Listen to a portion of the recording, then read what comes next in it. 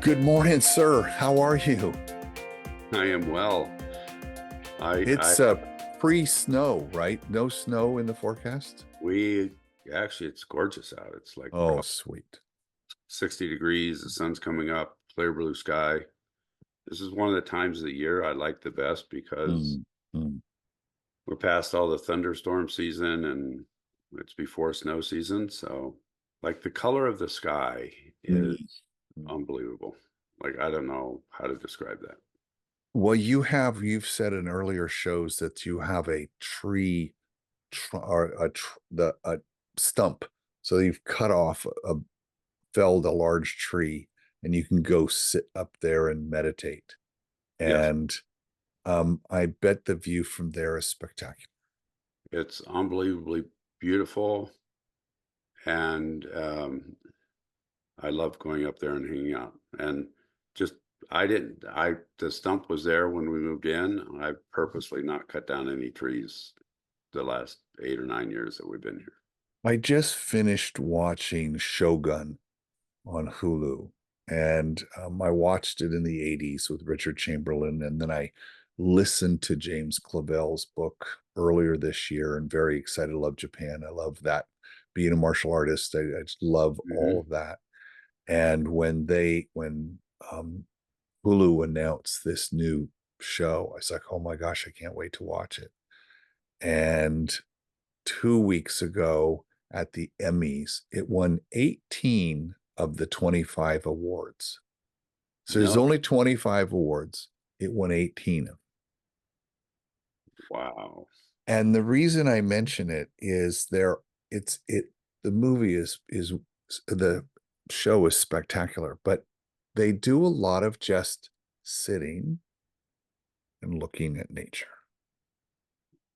A lot of that. And I noticed it last night that they would just like in his Anji-san's yard, he's got a beautiful Japanese garden, and he just walks out and just sits in a stone and just and we're imagining what he's thinking. But I love starting the day that way. I'm curious of people who are watching, do they have that as part of a practice? It's some time somewhere they just sit and be quiet. And I wonder how many people do that. Well, the New York Times suggests that most people don't. And Correct. they introduced a thing that I just noticed yesterday where they had a picture. Ironically, it's a Japanese wood block print from the 1800s of people crossing a bridge in the rain. And what they have you do is look at the picture for 10 minutes. Don't do anything else. And it was interesting reading the comments of the people who had done that and what they noticed at the third minute, at the seventh minute, at the 10th minute. And I did not do it then, and I have never done that. I wonder what that would be like. I'm going to try that now that I've said this on this show.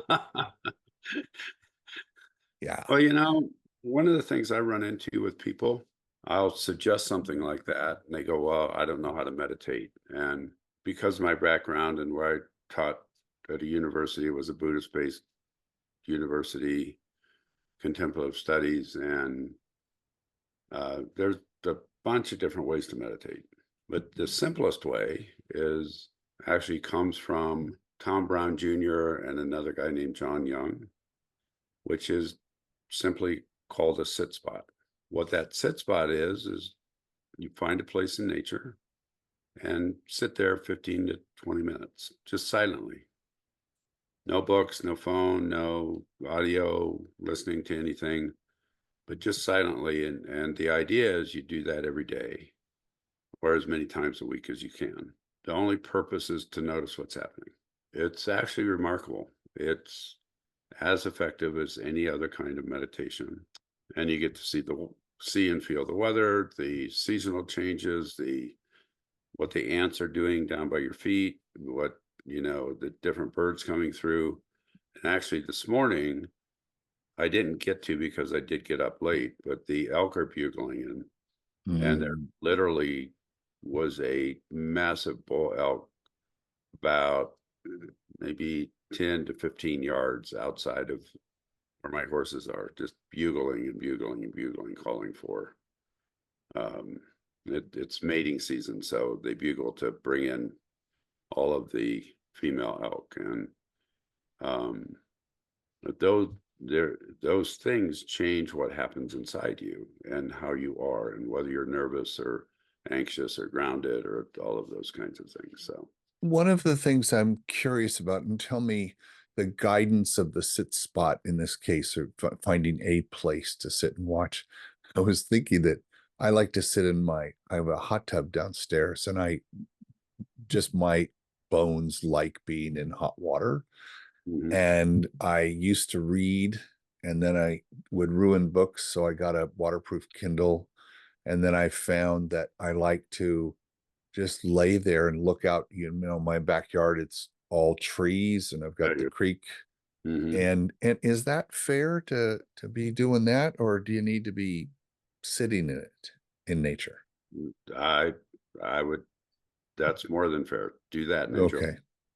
Yeah, because without the jets, it's really quiet. I love listening to the birds, and the freeway turns into white noise. The freeway's a Mhm. couple hundred yards away, and it's white. Um, I I found that it is very calming. And one of the things I'm curious, because you're an expert at this, what do we do with the monkey mind? Just watch it. Notice what's happening. You don't have to do anything. Like all the stuff that's coming through, just notice that it's happening. It's like, oh, right now I'm thinking about what I'm going to have for dinner. And instead of going, oh, I don't want to think about that, just it's like, oh, I'm thinking about what's for dinner. And because what happens is when we try to do something, so part of what happens with the monkey mind, it takes us out of the present. So if I'm thinking about what's for dinner, or what am I going to talk to Mark about on our when we talk, or oh my gosh, I forgot to go pay my bills, or all of that, all of those kind of things, we're not in the present. But then when we start going, oh, I shouldn't be thinking about paying my bills, then that is another one step removed. It's literally noticing and letting things flow through. The way that was first explained to me when I started meditating about, I don't know, 8 or 9 years ago.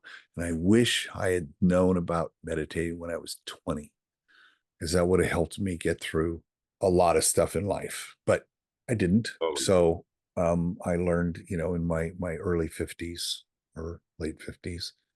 And he explained it. I used the app called Headspace, oh and I yeah. used it for 10 days. We were on a challenge and something else, and we used it for 10 days. And it's like, I really loved it. And so I did that religiously for 8 years Oh until I wow. said, I don't need the app. I can just be Just do it. quiet. But Mhm. Andy has this great explanation of what you were talking about and noticing. He calls it noting, same as noticing, same thing. Mhm.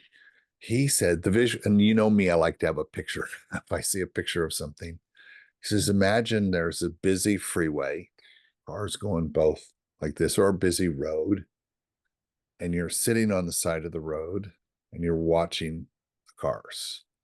And oh, there's a nice one. Oh, there's an old one. There's a great, ooh, look at that one. Ooh, look at that one.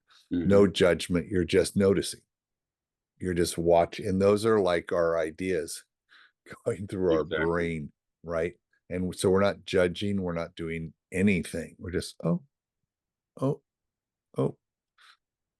And how do you, so if you notice yourself fixating, or you start thinking about a thing, is it an acquired skill? There's the question. Is Uh, noticing an acquired skill? what I might do is flip that around. I think that we're designed to just notice and not evaluate. What we get told and taught through our life is that we have to evaluate everything. We have to judge everything. This is good. This is bad. This is a should or shouldn't. If you watch babies, they just look, and they'll listen, and their bodies might respond to something, but basically they're just looking, or they're just listening, or they're just feeling warmth or or coolness, or so it's actually more letting go of what we've been told to do. So in some ways, it is a conscious process. Yeah, and what I was saying, we know how to just notice. So why so let's go back to being a parent, and I don't remember explicitly teaching either of the kids to judge. How does that happen? Is that a just society or culturally, or how does that work? I mean, is there a choice we could make as parents or those that we influence to teach people not to judge? I guess that's it's a poorly formed question, but you see where I'm going. Hmm. Developmentally, around 14 to 18 months, this is actually when symbols are formed and when language is formed. What language is putting a meaning to a symbol. That's what language is. And then later we put meaning to a written symbol. That's what writing and reading is. So when we put meaning to a certain word, like chair, that sound, that's just essentially a random sound if you let it be. But we put meaning to it as this thing that we sit in. If we live in a different culture, we might hear the sound sita, which also means chair. Sounds essentially are relatively arbitrary. There's some sounds that aren't, but like screaming or crying, or they mean the same thing cross culturally. We get taught that sounds and scribbles that we make have meaning. What we also do in that time frame is learn that we have meaning to other people.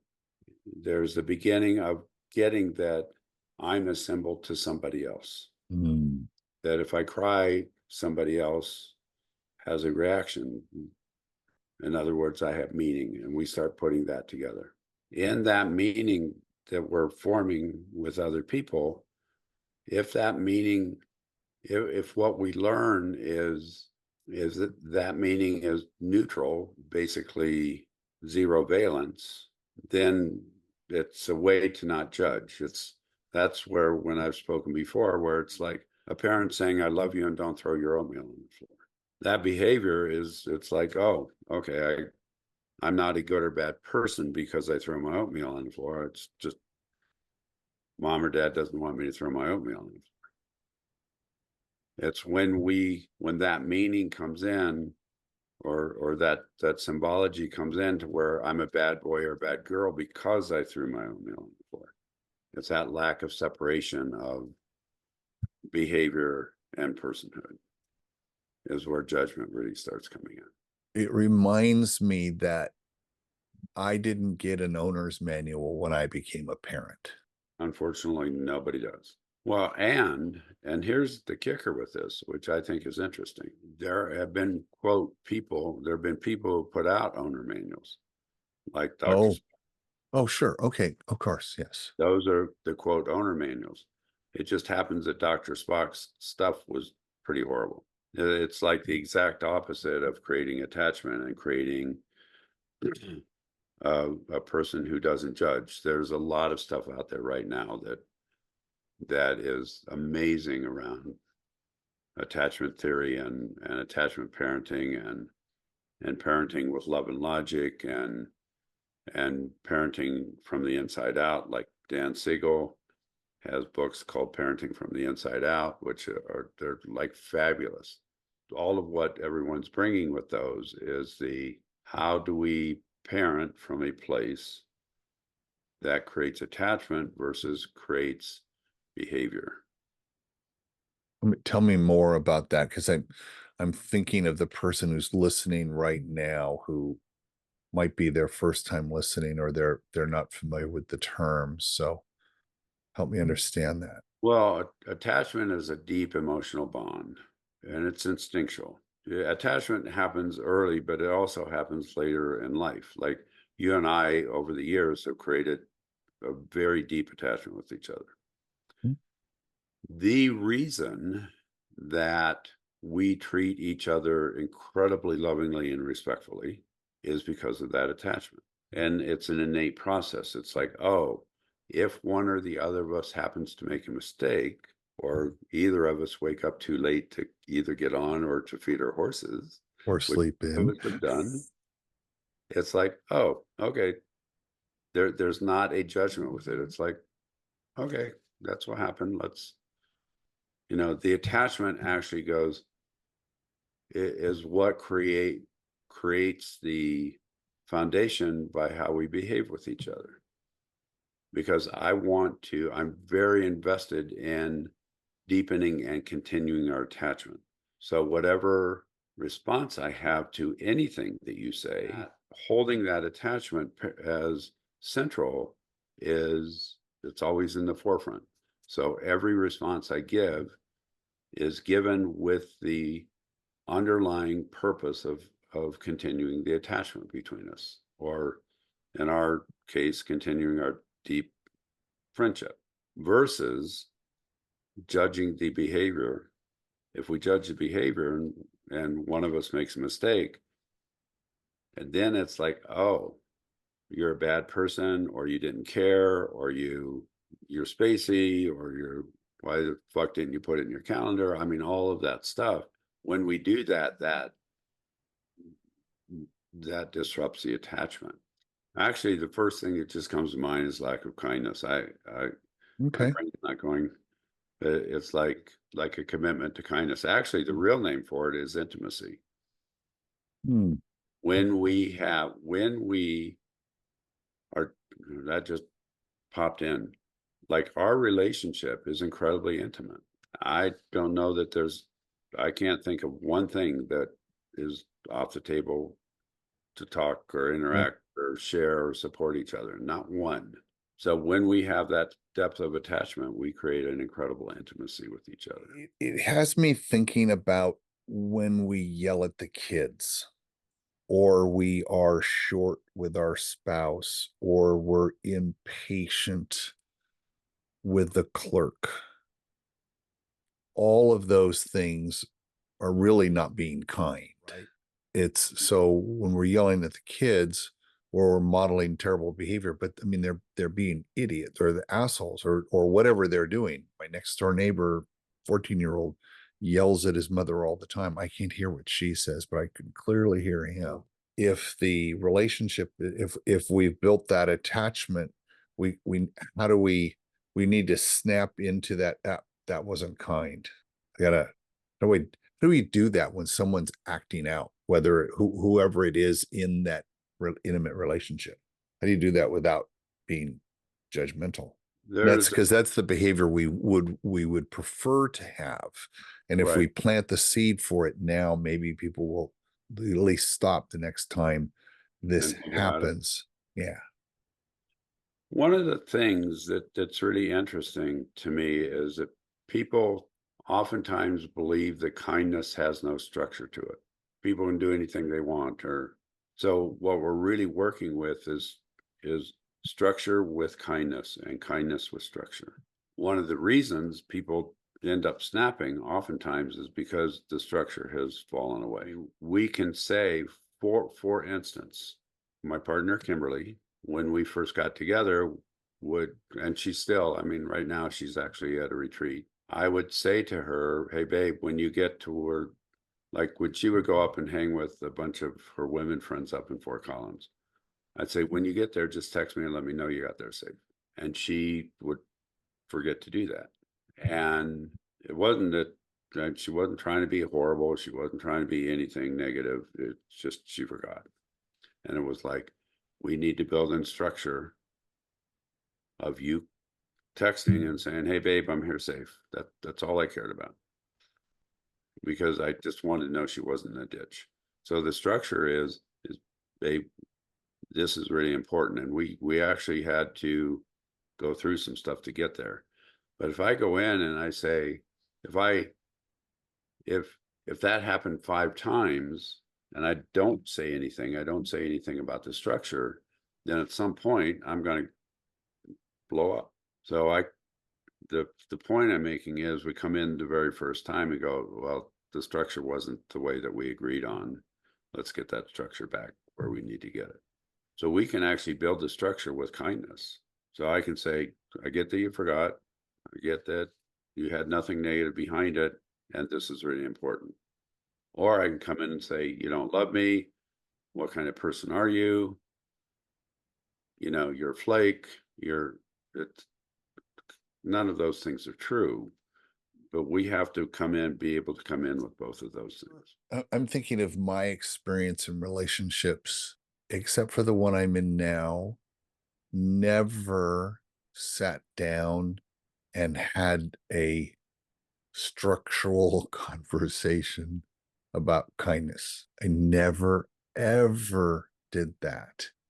And Kimberly and I think it came about through our martial arts with our tenets, courtesy, integrity, Mhm. perseverance, self-control, and indomitable spirit. And she would say in a very nice way, that wasn't very courteous. Exactly. And I would look at that and go, yeah, you're right. And is that a part of building structure? Just the fact that you can even say that Well, in a way that calls it out, but then you there wasn't any yelling or fighting or raised voices or anything like that around that. yeah, exactly. And actually, just for the audience, why don't you say those 5 things again? Courtesy, Courtesy, integrity, integrity, perseverance, prudence, self-control, control. indomitable spirit.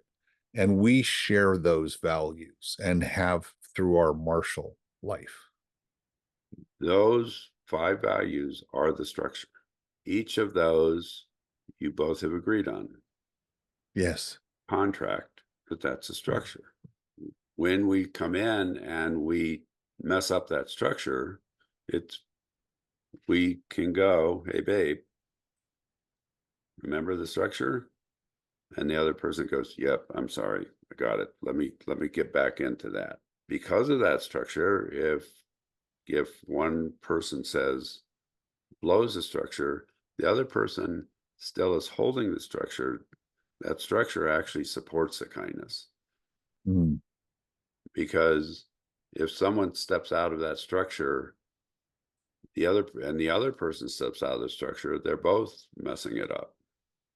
Versus, hey, sweetie, when you said something this way, it felt rude, or my feelings are hurt, or so both people. Then it's like, okay, let's come back into that structure, Right. which is supported by the kindness. It serves us, but the talking about it probably only lasted maybe a year or two. And then that structure was, I mean, then we know that. So it took a little while.